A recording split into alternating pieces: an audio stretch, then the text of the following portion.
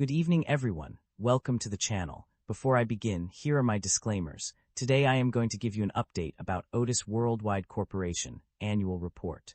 Otis Worldwide Corporation offers a diverse range of businesses and services that cater to various needs of its customers. The company's new equipment segment provides design, manufacturing, sales, and installation of elevators, escalators, and moving walkways for residential and commercial buildings, as well as infrastructure projects.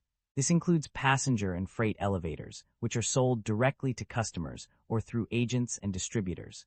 In addition to new equipment, Otis Worldwide Corporation also offers maintenance and repair services through its service segment. This includes modernization services that upgrade existing elevators and escalators to improve their performance and efficiency. The company's extensive range of products and services makes it a one-stop solution for all elevator and escalator needs, from installation to maintenance and repair. And unfortunately, I do not have access to the text you provided. However, I can still provide a general essay on what might cause a company's stock price to remain stagnant over a period of time. The stability of a company's stock price is often influenced by various factors that affect its overall performance and market perception. One possible reason for a lack of significant change in Otis Worldwide Corp's stock price is the absence of any major disruptions or surprises in the company's operations, such as unexpected changes in leadership, significant product recalls, or major regulatory issues. Another factor could be the company's consistent financial performance, which may not be exciting enough to drive significant price movements. If a company consistently meets or slightly exceeds market expectations, its stock price may remain stable but not experience any significant growth. Additionally, the overall market conditions and industry trends can also impact a company's stock price. If the broader market is experiencing volatility, or if the company operates in an industry that is facing challenges, it could lead to a stagnant stock price. Furthermore, investor sentiment and expectations can also play a role in determining a company's stock price. If investors have low expectations for a company's future performance, they may not be willing to pay a premium for its shares, leading to a stable but unexciting stock price. In conclusion, the stability of Otis Worldwide Corp's stock price over the past year could be attributed to a combination of factors, including consistent financial performance, lack of major disruptions, and overall market conditions. Otis Worldwide Corporation market capitalization of $35 billion is significantly larger than the average industry peer of roughly $2 billion. This shows that Otis Worldwide Corporation holds a significant advantage in their industry.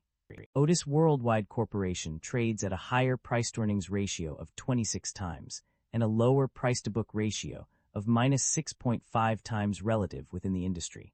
But when we look at the broader industry, much for its peers are also priced fairly or higher. This indicates an overall sector-level optimism, suggesting that investors are already valuing the industry with a forward premium for the industry, leaving limited opportunity to uncover undervalued stocks. The company exhibits a very high leverage profile, with liabilities accounting for 149% of total assets.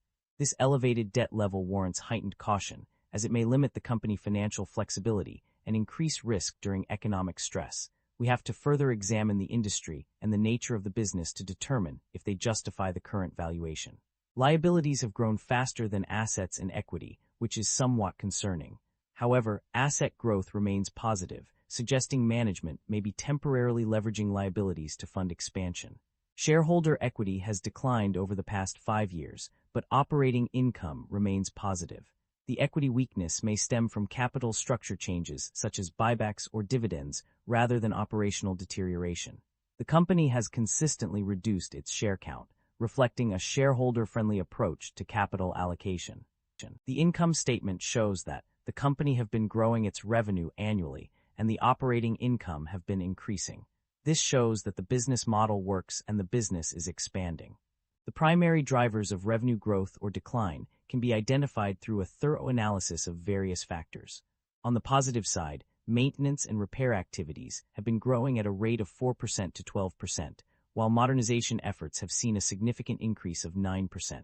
International net sales have also shown an upward trend, reaching $10.2 billion in 2025. Additionally, product sales have increased by $548 million, from $8.894 million in 2024 to $9.442 million in 2025. On the other hand, several factors are contributing to revenue decline. inflationary pressures and higher labor costs are major concerns, while mixed changes and new import tariffs implemented by various countries may also have a negative impact on results. The ongoing conflict between Russia and Ukraine, as well as conflicts in the Middle East, pose potential risks to future revenue growth. It is essential for companies to closely monitor these drivers and adjust their strategies accordingly to mitigate any negative effects and capitalize on opportunities for growth. By doing so, they can ensure sustained revenue growth and maintain a competitive edge in their respective markets. Net income and profit margins changes. A summary: the net income of a company underwent significant changes between 2023 and 2025. Initially, it increased from $1,406 million in 2023 to $1,645 million in 2024. However, this trend reversed in 2025, with the net income decreasing to $1,384 million. The decrease was not uniform across all segments, as some experienced a decline while others saw an increase. The profit margins also underwent changes during this period.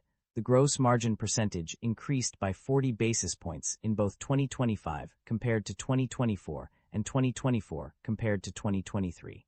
However, the operating profit margin decreased by 130 basis points in one instance and by 50 basis points in another. This indicates that while some segments experienced a decline in profit margins, others saw an improvement. The overall impact of these changes was a decrease in net income as a percentage of revenue from 2024 to 2025. The various factors contributing to this decline include competition, compliance with regulations, seasonality, global economic conditions, currency fluctuations, supply chain issues, trade policies, and emerging technologies. These external pressures had a significant impact on the company's financial performance, leading to changes in net income and profit margins. The company's financial performance is a key indicator of its overall health and stability. One crucial aspect to examine is the generation of operating cash flow. According to the provided data, the company has been consistently generating positive operating cash flow over the past 3 years. In 2023, the company generated $1,627 million in operating cash flow, followed by a slight decrease to $1,563 million in 2024. However, it's worth noting that this decrease is not a cause for concern, as the company still managed to generate significant positive cash flow. In fact, the trend suggests a steady increase in operating cash flow, with an expected rise to $1,596 million in 2025. This upward trajectory indicates that the company is effectively managing its operations and generating sufficient cash to meet its financial obligations.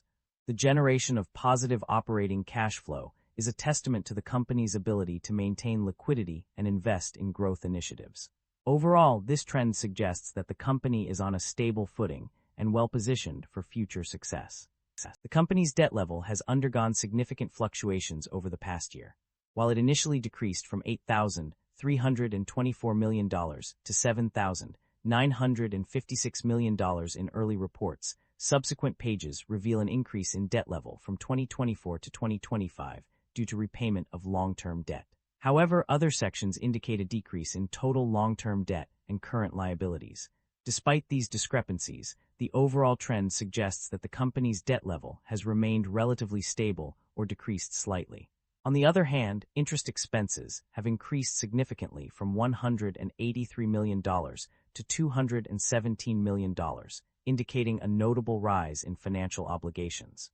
This increase is consistent across multiple reports, suggesting a substantial change in the company's financial situation. The performance of various regions and segments has been a concern for the company.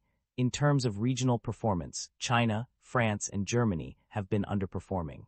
According to the data, China's revenue is expected to decline from $91 million in 2024 to $72 million in 2025, while France's revenue is projected to decrease from $52 million in 2024 to $43 million in 2025. Germany's performance has been particularly poor, with a significant drop in revenue from $33 million in 2024 to -$102 million in 2025. The service segment also appears to be struggling, as independent service providers and small operators are posing significant competition in most local geographies. This increased competition may be contributing to the decline in revenue for these regions. Overall, it is clear that there are areas where the company needs to focus its attention and resources to improve performance. Management is optimistic about the company's outlook and strategy.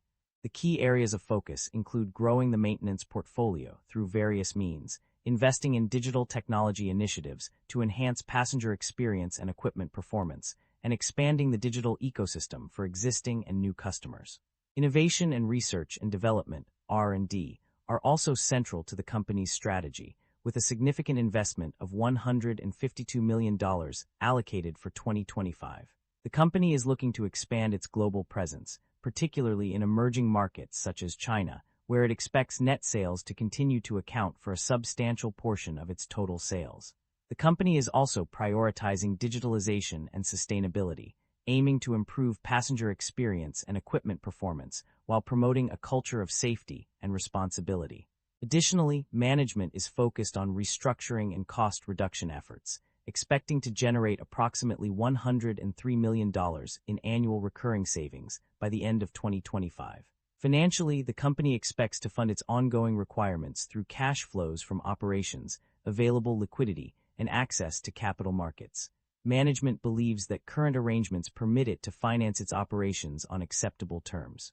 However, the company is exposed to various risks, including fluctuations in interest rates, foreign exchange rates, commodity prices, and intellectual property risks, which are being mitigated through hedging contracts and other measures. The company has made several significant acquisitions and divestitures in recent years. In terms of acquisitions, the company has purchased Uplift, made strategic acquisitions, and acquired interests in various ventures and entities not already wholly owned. Additionally, the company spent $87 million on acquiring businesses and intangible assets in 2024 and $109 million in 2025. The company's divestitures include the separation, which is a significant transaction that has allowed the company to focus on its core business. The company also made strategic divestitures from time to time, allowing it to shed non-core assets and concentrate on high-growth areas.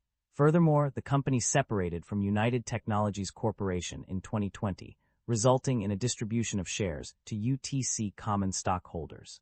Overall, these acquisitions and divestitures demonstrate the company's commitment to growth through strategic investments and shedding of non-core assets. The company has a history of returning value to its shareholders through both dividend payments and share buybacks. In terms of dividends, the company paid out significant amounts in recent years, with $716 million distributed in 2025 and $700 million in 2024. Although the exact amount for 2023 is not specified, it is mentioned as a negative number, indicating that the company may have retained more earnings than it paid out. In addition to dividend payments, the company has also been actively buying back its own shares.